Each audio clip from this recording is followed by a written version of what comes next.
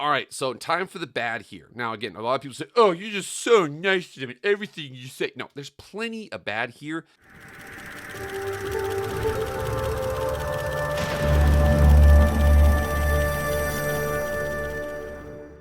What is up, everybody? It is Jake back with the MF Film Room. Thank you so much for being here. If you want to be up to date on all things EA college football, hit that red subscribe button, hit the like button, and follow me on Twitter and Instagram. If you like college football content, go subscribe to my other channel, Master Football with Jake Posey. Link is in the description. But enough about all that EA college football content. Let's go. All right, guys, I'm sorry I'm a day late here. Again, this came out on Friday. I'm filming this on Saturday. It's going to be posting early Sunday morning. And unfortunately, I'm sorry about that. I didn't get it out on time. But I was able to check it out. Now, everybody remembers how the flow of this kind of goes. They released the video. It's about 4 minutes long, however long it is, 2, 3, 4, whatever is going on there. And Kirk Herbstreit basically touches on like the high points of things. And then they'll have the campus huddle that comes right out after that and releases all the information. It's over 40 pages from what they said online, Scott O'Gallagher, whatever. 40 pages on their EA Campus Huddle section of their website. Now, I'm not going to go through every single page of that. I am going to include it just to make sure you have it here because it's important to have in case you haven't seen it yet. Here it is. So I will make sure to include this in the description here. I'm not going to go through the whole thing. Like I said, it's 40 pages long. You can see how long small the cursor is here. It's got a lot of little individual videos here, cut-ups from that 4-minute video from Kirk Herbstreit on their YouTube channel. So again, not going to go through that, but I want to make sure I go through this because I think that there's some cool things to talk about and things we need to discuss. And there's an ugly situation that's been going on here, so let's get into that. All right, so we got ourselves the good, the bad, and the uglies talking about this big picture. So for those of you who are familiar with shows out there, Game of Thrones, you know, I don't know, other series like that. Again, I don't really watch shows that much. You can tell I referenced Game of Thrones, which came out like a decade ago. Anyways, the thing about the EA College Football 26, a lot of people were expecting some big things from this game, and I think there still can be those big things. But from what the vibe that I got of the deep dive, this is going to be what's called a setup season. Anybody who understands the setup season knows when you're talking about seasons out there. You ever see those seasons where it's like, you know, not a lot really happened that whole season, but they just kind of set up a bunch of little ancillary stories here and there that they could potentially take and go from there. That's what I think EA College Football 26 was. When EA College Football 25 came out, first game in 11 years, everybody's super excited. I do think they really did a really good job, considering the fact they had nothing, of the atmosphere of the games, in addition to just the gameplay. The gameplay was amazing. I can't go back and play NCAA Football 2014. I just can't do it. It's so much better. It's so much faster, so much more realistic. I noticed this. I'm a gamer right here, and I have Skyrim, and I have the Oblivion remake. Now, the problem with the Oblivion remake is that they made the graphics better, but they didn't make the gameplay better. So the gameplay's still the same. The gameplay mechanics are still like 2004 or whenever that game came out. You can tell the difference between those. Same thing with this. EA College Football 25 did a really good job with that. Now, what I think they're trying to do with 26, they mentioned a couple things. 4-minute offense. 4-minute offense is when you got the ball, there's about 4 minutes left, you're on offense, and you're not going to give the ball back to defense. You're just going to execute, grind it away, and win the game. That's what I think he wants to talk about here. Execution was another thing they mentioned there. This game, what I think they're trying to do is iron some things out. Unfortunately, and this is going to come up in the ugly section there, a lot of people don't like the fact that there's not going to be a lot of brand new with the gameplay here. There's a lot of things that I do really like, but especially on the ugly side, you're going to see a thing that a lot of people were complaining about on Twitter and X. But again, we're going to get into the good right now because there's actually 2 pages of good. All right, so the good they did, and again, I love the wear and tear system, and now they've got a couple of really cool things with the wear and tear system. First thing is dynamic subs and tailored filters. So the way that's going to work is that, let's just say I'm like, listen, I've got a bunch of dog receivers. I don't care who's on. I'm Ohio State. I got a bunch of dog receivers. I don't really care who's on the field. Yeah, of course I want Jeremiah Smith on the field, but I can kind of rotate them in and out. Or let's say I'm an FCS team. Let's say Khalil Mack back when he played for Buffalo. He's like, well, yeah, he's the best player on the team by a country mile. You can't be subbing in. I need you in every single play. You're going to be able to tailor the filters for your team. I want to sub up my offensive line. I want to keep my defensive line on the field. My DBs can all rotate. My linebackers can stay on the field. You can kind of set those things as they go. You don't really care about a position. Just set it to default. You want it to be aggressive over here. You want it to be passive over here. You can kind of do those sorts of things. I really like that customization. Everybody loves the fact about college football. The coolest thing about it is the customization. Again, we'll talk about it in the ugly in this section here. But again, love the dynamic subs and the tailored filters. In addition to that, visualizing the damage was a really, really cool little addition there.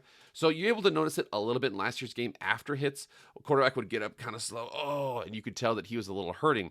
Well, now, once they get below 60%, again, I don't know what that means, but below 60% in terms of just their freshness on the field, you're going to start to see it. They're going to start to I remember, I'm an old school guy. I remember Byron Leftwich back in the day when he broke his ankle and the offensive lineman had to carry him down the field to lead the game-winning drive. Do I think that's going to be a feature in the game? Probably not. In addition to, I don't know if they're going to have Saquon's backwards jump in the game. I think they will have it in Madden, but there's little things like that they're not going to necessarily have. But visualizing the damage, I think, was a really cool little feature that they kind of added in there. I also like the fact that there's now physical abilities for upper and lower body abilities. And your wear and tear on that player, if he's got like battering ram, he's got the tree trunk legs, he's going to go through you, and he keeps on getting chopped down, and his legs are hurting, it's going to affect his ability. Let's say he's got a cannon arm. He gets an arm a lot. It's going to affect his ability to throw the ball. Although, if we're being honest here, quarterbacks all know that you throw the ball with your feet and your legs and your hips and everything else but your arm. Your arm is the very last part of the whip. It's actually a really cool video from NFL Films on that, talking with like Josh Allen and Patrick Mahomes. Patrick Mahomes might be a separate person because he's a freakazoid. He can do whatever the hell he wants. I also like the talk they're talking about here in connection to that Heisman tier abilities. In essence, what this basically is almost like it's an on fire mode. It's on fire mode for players in terms of like, okay, he's been doing certain things. You guys remember the X factors when you had to get a certain amount of plays and then they had their X factor was going off. I think this will be just another tier. Do I think it's going to be too dominant? I didn't really feel like other than maybe, God, what abilities were too dominant? You guys get in the comments to let me know. I know the Platinum Field General was like cheating because it was just like cover 1, cover 2, cover 3, cover 1. Man, it didn't tell you if it was man. It would just tell you what the safeties were doing there. But that was one of the more dominant ones out there. But for the most part, I feel like these Heisman tier abilities, they've done a pretty good job of kind of narrowing how effective they're going to be in the game. So we'll see what happens with those. I also like the fact that you can knock somebody out of those in addition to putting somebody into those. Again, it gives you a little bit more control. Like, all right, dude, this guy's on fire. We got to blitz him. Boom, you hit him. He gets up a little slow. Maybe you knock him out of that Heisman tier ability. I'd love to see how that goes. I really like that going forward. And again, in addition to that, too, the plays, there's 2,800 new plays, there's 45 new formations, there's coaches. Again, we've never had official coaches before. We've had coaches before when people would go in and they would actually hand type those things with like Excel sheets, load them into the game. First of all, thank you to people who did that. The Pasta Padre people, Operation Sports, you guys were awesome. 300 new coaches in the game. They're going to be official now. It's going to be sweet there just to have those guys. There's new motion types as well. And again, so the cool thing about the motion is like double motions. Double motion is basically, technically it's not a double motion. It's a shift into a motion. So there's two tight ends over here. You say shift, one of them moves over, then you say down, and then he moves into motion. So it's not necessarily two motions. That's against the rules. You have to have everybody set and one person can move. But if it's a shift, that's how offenses kind of get around that. The new motions in the game, again, preset, so you don't have to kind of set it up yourself. I'm really looking forward to those. All right, continue on with the good here. There's a lot of good here. Now, I know that, again, we'll get to the bad and we'll get to the ugly because there's certain things that I think they need to work on. But this right here is some pretty cool stuff. So physics-based tackling. So the one thing about physics-based tackling that I really like is I could tell that they spent a lot of time on tackling because I feel like tackling wasn't very good in last year's game. It was super hard. The tackle assist was difficult. When they dove tackle, they would slow down. It felt like they were like, They didn't really fight, like the X tackle, the aggressive tackle, they would like fall down and slow down. It did not feel like a real dive tackle. So they were concentrating a lot on physics-based tackling. We'll see what the execution is, but they're definitely honing in on that because I think of most people's issues with defense, there's two things in there. One, it was coverage. People could just throw short underneath the whole game. We'll get into that in a second here.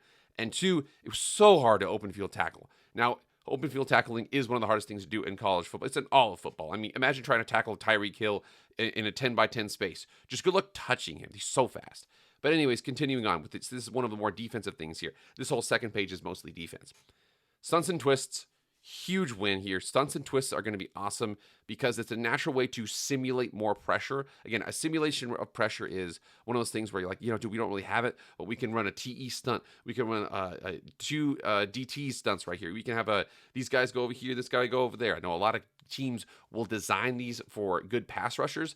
They'll design these scenarios where they know they're one-on-one. They'll stunt, and they know that person's going to be one-on-one with a DN versus a guard, a DN versus a center. It could be a little bit of a mismatch there. Those are some cool things you have.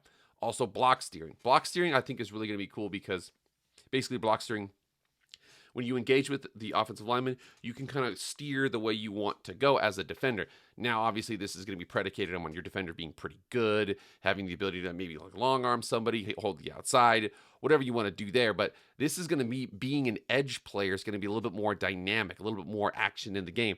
Now, the more dynamic means it could go either way. So you could steer yourself out of the play. You could steer yourself by creating a hole. You go too wide, you steer yourself too wide. He cuts in the inside of you, little things like that. I do like the fact this is in the game. It's going to make being an edge player a little bit more player friendly is what we'll say. Also, target and untarget pass blocking assignments. I actually I messed up. I said this was all defense here. I threw in an offensive one here. But the thing about this that I really like was last year when you would like shift, all right, I want to be a half slide right. And they would target the slot defender, but there would be a guy like a little farther back who would be the safety. You'd be like, no, I want you to get that guy. It sounds like you can target and untarget pass blocking assignments. Is it going to be every single person? Is it going to be one or the other? I'm not 100% sure. But the fact that they're putting in the game means they realize, like, no, who cares about the slot safe? That's my number one receiver right there. If he blitzes, that receiver is going to be on a DB who's terrible. He's going to smoke him. But the DB who's terrible could blitz, and I don't have him accounted for. That's one of those things that I would really like if they could have that in the game. Again, it would add another layer to the game. Again, custom zones, route commit, shade DBs. I love all of these because everybody knows that the game, the secret to throwing the ball was to short, and then throw a bomb. Find your scenarios to throw a bomb. Find your one-play touchdowns. Find all those situations. But people could just throw the ball short. I have a couple videos about the drive concept being my favorite concept. It sounds like you can set custom zones, custom depths. You can make sure people route commit to inside breaking routes. This guy only throws slants. You can have shade DBs, shade inside, shade outside. It looks like they're trying to go throw the sideline. It's a 2-minute situation. Lots of cool things there. The 9-box CPU pass defense logic is going to be sick. So what that basically is anybody knows what 9-box is, you can already think about this. So you already know there's short, medium, and deep routes. There's the middle of the field, there's the right sideline, there's the left sideline. So that's 3 by 3. So that means that you can throw short middle, short right, short left, medium middle, medium right, medium left, deep middle, deep right, deep left. It'd be really cool. It's almost like a shot chart for basketball. You can see like, oh, this guy likes corner threes, or this guy likes layups. This guy likes shooting from the elbow, or he's shooting from the short corner. This is going to be one of those things where you'll be able to see, oh, I basically only I do screens and I do shots. I never throw the ball down the middle of the field in the deep middle of the field. Now the CPU is going to be like, this guy never throws the ball deep down the middle of the field. So we're going to start shading this, so we're going to start shading that way. I really like that. That's something that's awesome they're going to put into the game. Again, we have to see the execution on it, but the fact that they're talking about it is going to be really cool.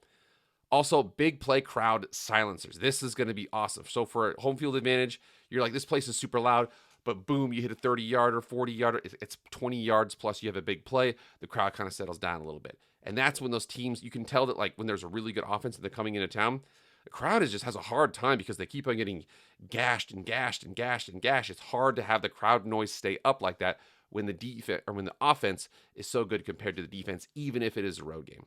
All right, so time for the bad here. Now, again, a lot of people say, oh, you're just so nice to them and everything you say. No, there's plenty of bad here, and there's things that they did put in and things that they didn't put in that are both on this list right here.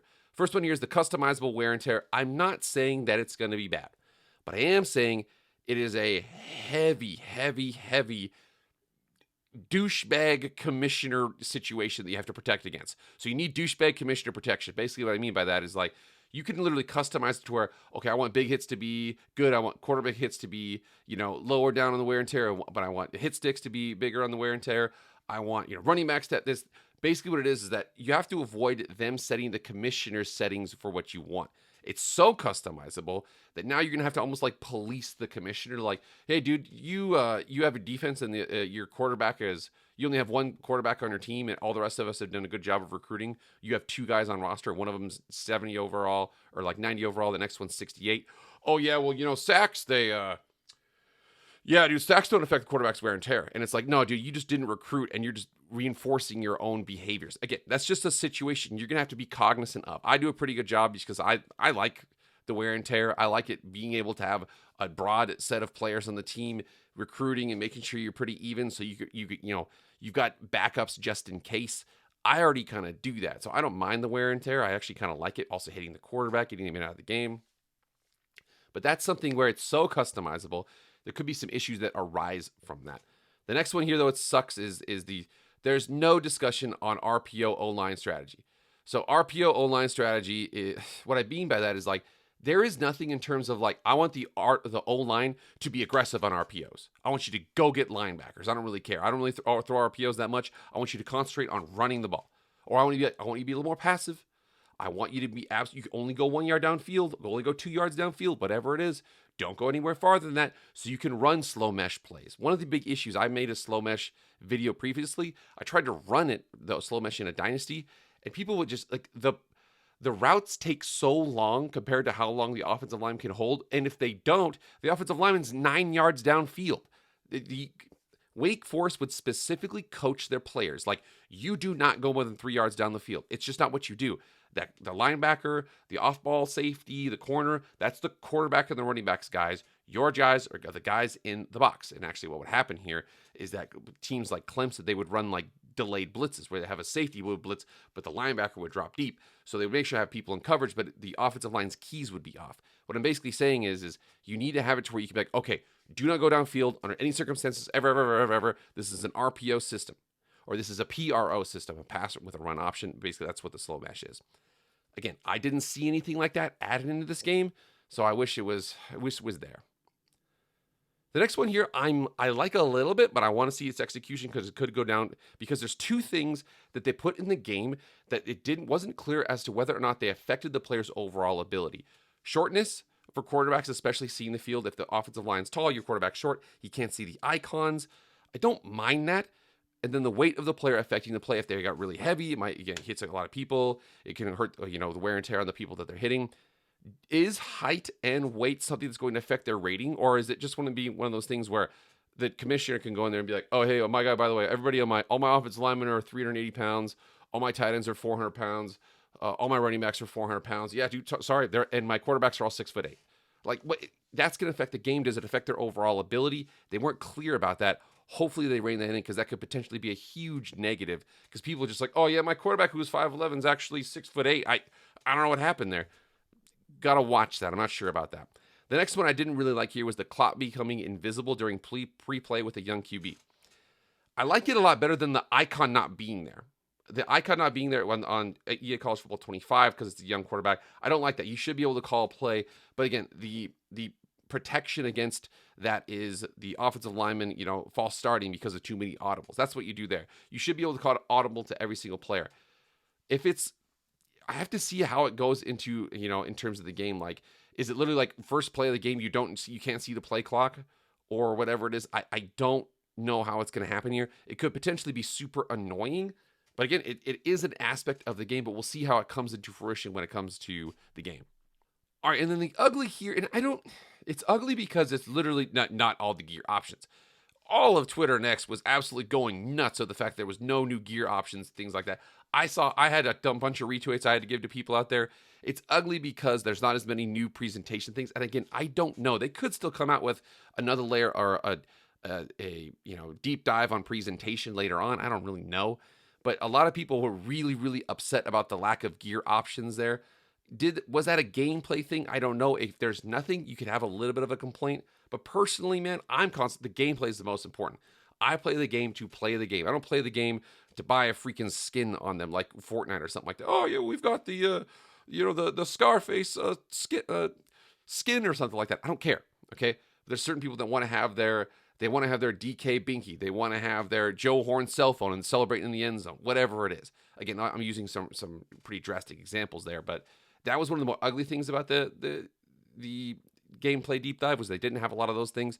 Could it still come out? Yeah, but I'm betting probably not. So that's one of the ugly things. Again, I really like the deep dive because I am a gameplay and dynasty guy. There's certain things that I have to see how they come through because on paper, I'm not so sure about that. But again, you guys get in the comments and let me know what you guys think in terms of what you guys are looking forward to, what do you like, what do you don't like, and whether or not the gear options is a big issue for you. All right, guys, get in the comments and let me know what you guys think. Remember, please like, share, comment, subscribe. Do all that stuff. I really appreciate it. So for me, guys, I'll see you guys later. I am out.